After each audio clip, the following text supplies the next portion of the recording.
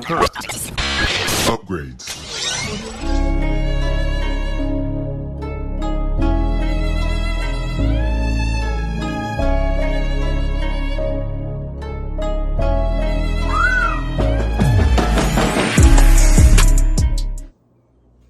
Hey, it's Jorge from TeamJVS giving you a quick review of the movie Beetlejuice Beetlejuice.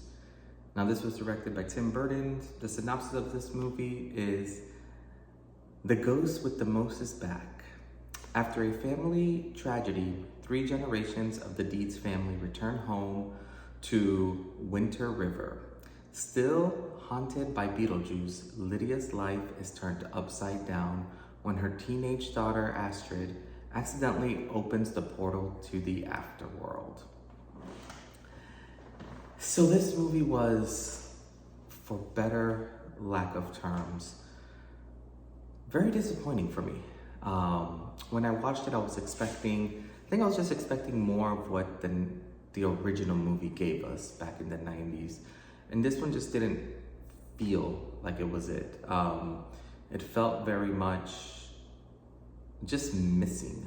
And I can't put my finger on it, but it didn't do it for me.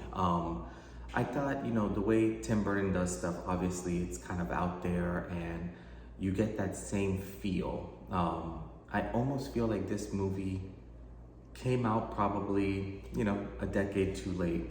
I think if this would have come out earlier, maybe in the early 2000s, it would have flowed a little bit better, but it just felt a little dated. And even with all the characters in it, and even some of the newer characters, none of them really hit per se, which was quite disappointing.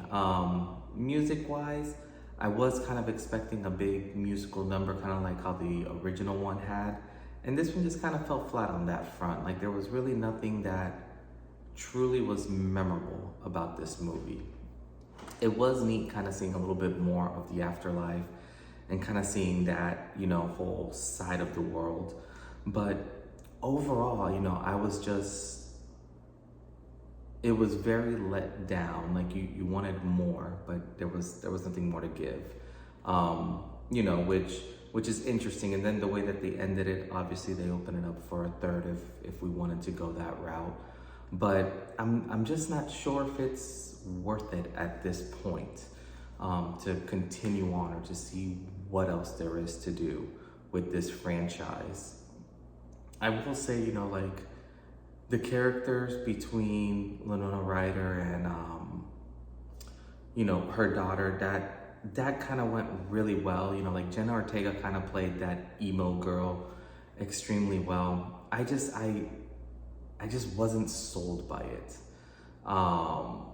Which I think was the only blah part about it. I had high hopes for this one. I don't know why, because I probably shouldn't have.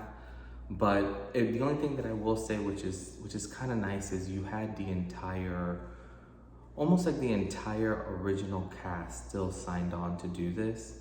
And not just the cast, but also Danny Elfman, I believe, did the sound and editing for this, which, gave you that same feel. But for me, the story itself just felt a little flat, and was hoping that, there was something more. I feel some of these older movies that, dare I say, are kind of like classics, for me growing up, like The Matrix, we have Beetlejuice now.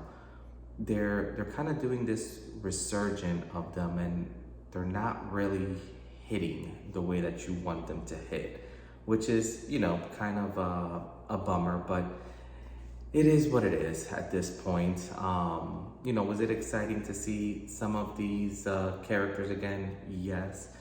Do I wish it was a little bit more and had a little bit more story behind it and just a little bit more oomph to it? 100%. Overall, if I had to rate this from 1 to 10, I'll give this a solid 5. If it's on TV, go ahead and watch it. This may turn into one of those movies where every Christmas, or not Christmas, every Halloween, you just start popping it in and just going from one to the other type of thing, just having it play in the background. But is this something that you should go out of your way to watch? Probably not, but that's just me. But let me know what you guys thought. As always, this is Jorge with Team JVS, and we'll see you next time. Peace.